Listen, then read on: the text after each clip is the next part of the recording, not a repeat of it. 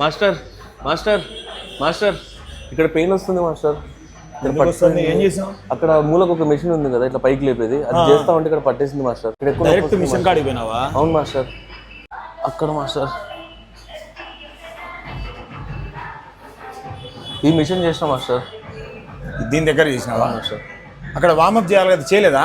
Warm up చేయలేదు master. ఈరోజు full apps dips చేయలేదు, హ్యాండ్స్ ఫ్రీ చేసుకోవడం.